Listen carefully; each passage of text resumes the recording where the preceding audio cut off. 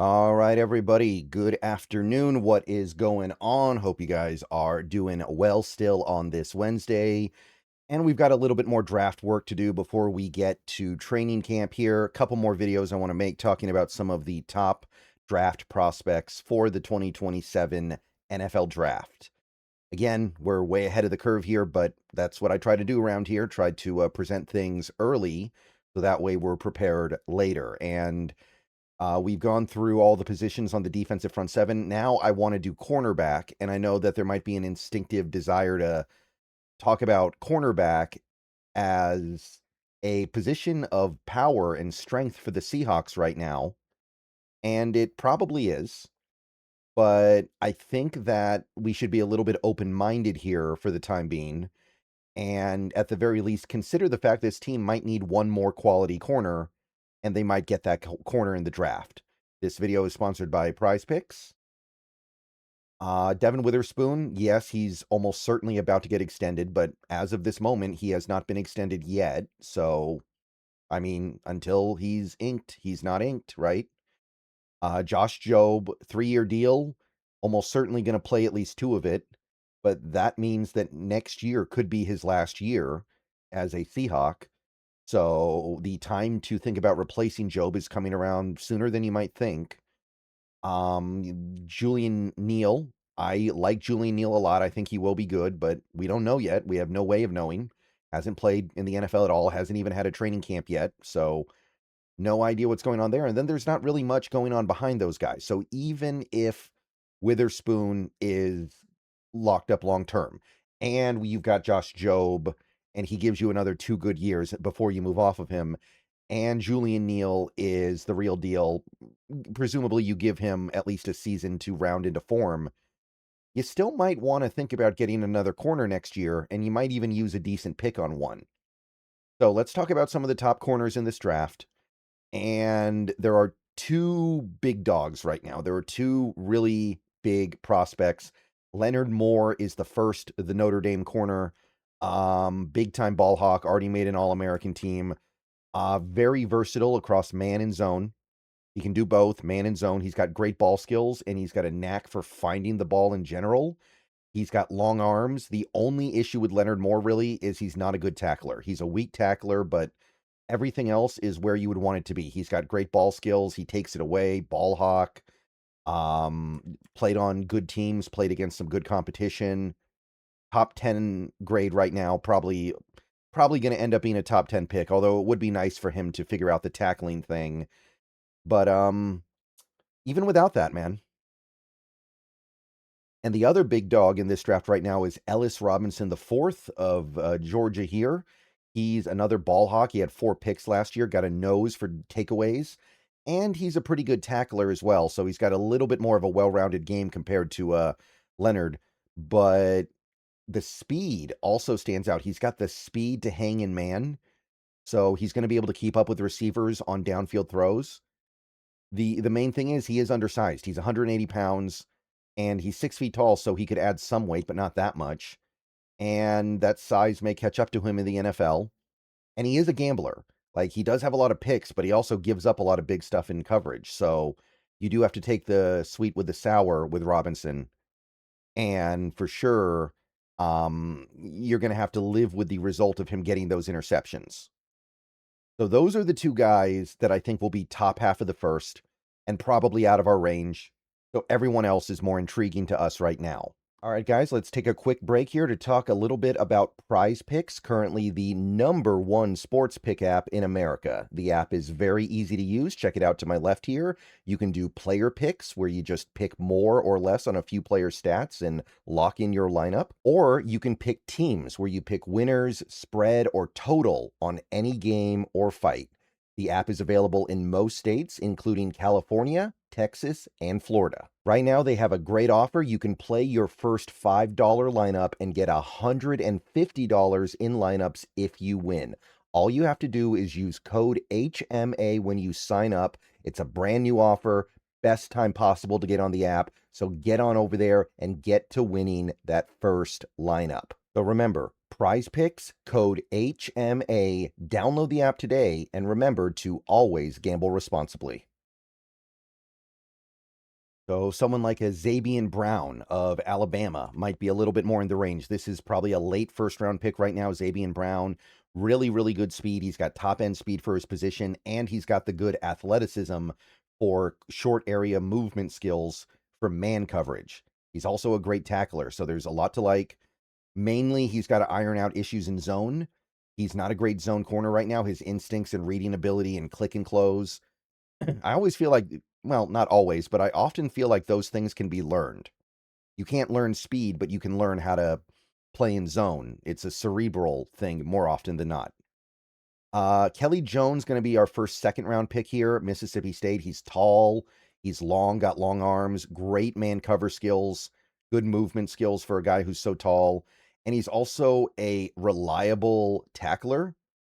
He is leggy, so the quicker receivers might eat him up a little bit, and he's currently not got the zone instincts you want. So some flaws, but good. Next second round guy is Ashton Hampton of Clemson here. Ashton Hampton, been playing some snaps for them the last couple of years. Big time speed, very fast in a straight line. He's got the length, arm length, I mean, to play outside, and he's tall enough for it. So he's going to be a good outside corner, I think. Skilled in press, really good press corner, really good in run support as well. So he's a good tackler. You can count on him to come up and support against the run. Mainly, the movement skills don't match the speed, so his man coverage is leaky.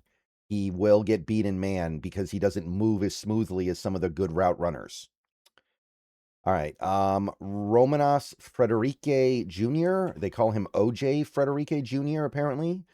OJ Frederique, third round pick right now in the grade, or excuse me, in the aggregate from Miami. Very, very good press man corner. That's kind of his game. He plays press man, very physical, can also come up against the run, good tackler, willing to get his nose dirty. He should fit right in on the outside because of how physical he is. Just hasn't really resulted in any production yet, right? I mean, he's got 2 years in college, hasn't done a ton in either of them. He's got 1 career interception and 49 career tackles. Needs to actually be a full-time starter this year and play well. So, a lot of stuff to like, just need the tape. Chris Peel of Georgia and then Syracuse. He was not playing at Georgia, transferred to Syracuse, had a decent year last year. He's really, really good in zone. He's a really good zone corner, very cerebral, understands how to read a play and then react to what he reads. He's also got the speed to hang in man, so he should be able to, at the very least, chase vertical routes and run support, tackling ability, really good. Just no ball skills, right? Doesn't really have the ability to get takeaways, and his man cover skills are very raw, so while he's fast, he's not necessarily agile the way you need to be for man coverage. Jamari Sharp of Indiana, national champion last year, coming back for another year at Indiana. He's a very good zone corner, really good at reading stuff. Click and close is nice, really good at breaking on underneath stuff. He's got a peanut punch. He forced 4 fumbles last year, really good at knocking the ball out. Good tackler, fast in a straight line, but the man cover skills are not really there. And you do kind of wish he was bigger. He's not the biggest guy in the world, even though he does show toughness and he is in his own way physical. In the NFL, his size may be a little bit more of an obstacle. All right, so that's another third round guy as of right now. Next guy, also projected to be a third rounder. Aaron Scott Jr., Ohio State, the latest product of the Ohio State cornerback assembly line. Very toolsy. He's got all the traits that you want, or most of the traits you could want. The body type is there. He looks the part of an outside corner. He's got the speed in a straight line. He's a pretty good tackler as well. Just needs to play. He's got almost nothing on the tape right now because he hasn't really gotten on the field yet. Like, all the tools are there. And this is a guy who, if he puts together a good season for Ohio State, he could rocket up to the first round very easily. But right now, it's all just a projection. So Aaron Scott Jr., great guy to watch, but let's put it together, man. This is your time. Bryce Pollock, another third round guy right now, Texas Tech, originally from Mississippi State. 5 picks last year, so we got a ball hawk on our hands. He's really good at finding the ball in the air. Very smart player. He's cerebral the way he attacks in zone, and he gets it done as a tackler. So he's a pretty good run support corner. He just doesn't have the smooth movement skills, and sometimes he gets beat in man, and then he grabs. He kind of instinctively grabs because it's not too hard to beat him in man, and his instinct is to just kind of, oh, I'm beat, I better grab this guy so he doesn't burn me for a big play. So gonna have to iron that out, especially when you get to the NFL. And our final third round projection right now is going to be Kobe Black of Texas. A little bit of a bigger guy, pretty good size. He can play outside. He can press. He's got those skills. He's got the length for it. And he's got really good ball skills in theory. And he seems like he's a really smart player with a high football IQ. But everything I just said is a projection because we don't really know yet because he's barely played. This is another guy who just needs to put some tape out. This guy needs to actually show that he can be the player that he looks like in theory. So if Kobe Black can put it together this year, then I think that he's another guy who could rock it up to the first round. But right now they project him in the third because we just don't know. Jair Hill of Michigan, the Wolverines. Time for him to break out, I would think. I feel like I've talked about him before, but he just can't have that breakout season that allows him to launch into the draft. He's fast, he's smart, so you have that combination of traits, which means you can probably play some man and you can probably play some zone. He's got good length, he clicks and closes really well, and he's very, very poor as a tackler. That's the main issue here. He cannot tackle, not a willing tackler, not a good form tackler. That's the main issue here with Hill. And he's kind of a jack of all trades, but a master of none.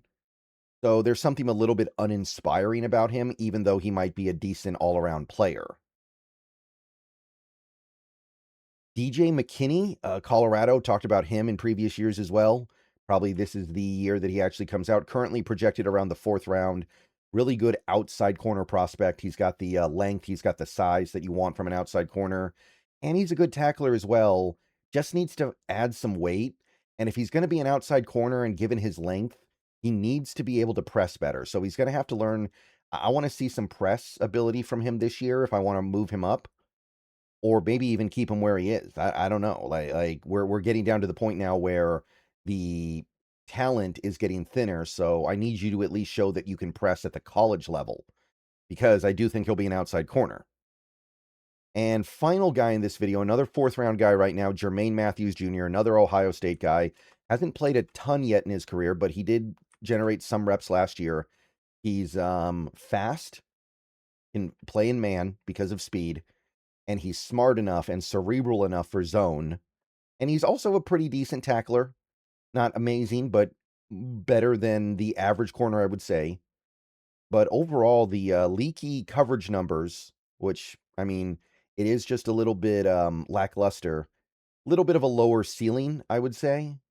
I kind of feel like there's a pretty good chance this guy will never be an NFL starter because there isn't enough of a pool of talent to lean on. But he might always be good enough for a roster spot. And his floor is kind of high. But it's way too early to make those conclusions. That's just kind of my read. All right, so that'll do it for this one, guys. I know corner may not be the most interesting position for the Seahawks right now, but I did want to talk through some of the options here because we might be closer to needing another good corner than we think. All right, so I'm going to do one more video tomorrow, I think tomorrow anyway, for the safeties, and then that'll take us home. But let me know what you guys think. Let me know if you guys think I missed somebody. Let me know who you like. And we will be revisiting these conversations throughout the college football season. All right, see you guys later. Go Hawks. Everyone have a good rest of your day.